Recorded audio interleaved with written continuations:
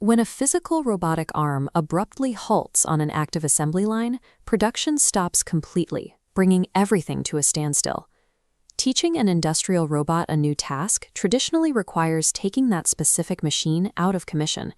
An engineer must physically interact with the hardware, manually jogging the arm through every required coordinate to program the movement. Every hour that arm sits idle during programming is an hour of lost throughput. This operational downtime incurs severe financial and production costs that scale rapidly across a factory floor. The alternative is a conceptual framework called offline programming, or OLP. This method entirely decouples software development from hardware execution. By building and testing code in an entirely virtual environment, robot programming transforms from a production bottleneck into a parallel, uninterrupted process. Within the Industry 4.0 stack, platforms like RoboDK serve as the central processing hub for this methodology. The software operates as a universal translator, bridging the gap between hardware-agnostic, static design files and the highly proprietary, dynamic movements of physical robots.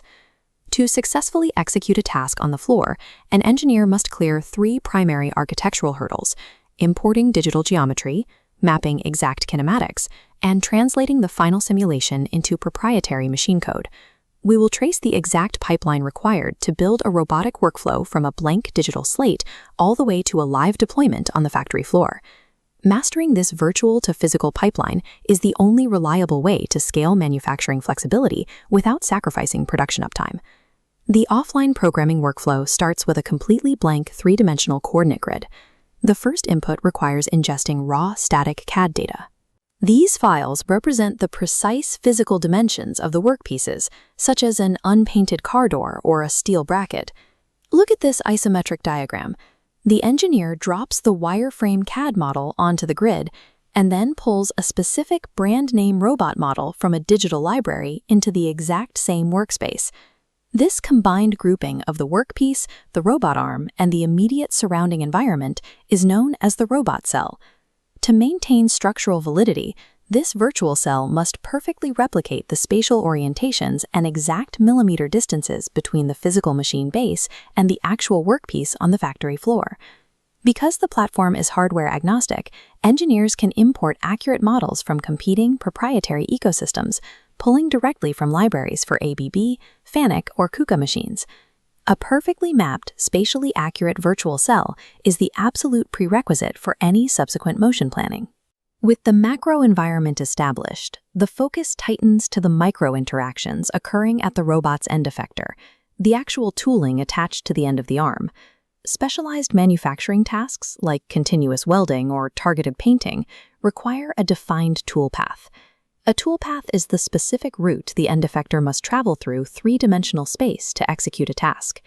In this diagram, you can see how an engineer plots specific coordinates to create a glowing vector path directly along the geometric contours of the CAD workpiece. Drawing the path is only the first step. The software must continuously run inverse kinematics. Inverse kinematics is the background mathematical process that calculates the exact rotational angle of every single joint required to hit those specific vector coordinates.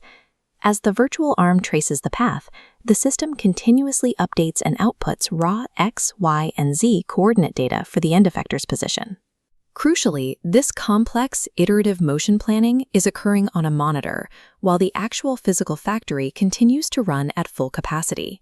Defining these toolpaths virtually guarantees high-precision control without wasting physical materials on destructive trial-and-error runs. Untested motion carries extreme physical risk. A heavy robotic arm swinging aggressively through a tight workspace with bad code will cause catastrophic physical damage. Simply verifying the motion visually on a screen is insufficient. The software must mathematically verify and optimize the entire path for physical safety. The platform executes robust collision detection. It calculates every frame of movement, analyzing the 3D space for intersections between the robot's geometric mesh, the workpiece, and any environmental fixtures. This diagram illustrates a mathematical failure state. When a physical intersection is calculated, the exact point of impact flashes bright red on the interface. The simulation automatically pauses the routine at the exact millisecond the spatial error is detected. The engineer can then dynamically adjust the vector path, routing the end effector safely around the obstacle. The system also searches for kinematic singularities. A singularity occurs when a robot's joints align in a specific configuration that mathematically locks up the arm. The software detects these dead zones and automatically reorients the joint angles to resolve them.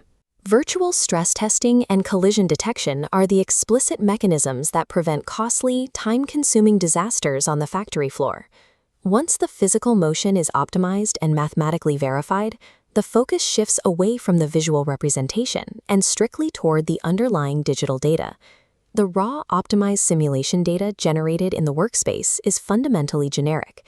A physical robot controller cannot read or execute it.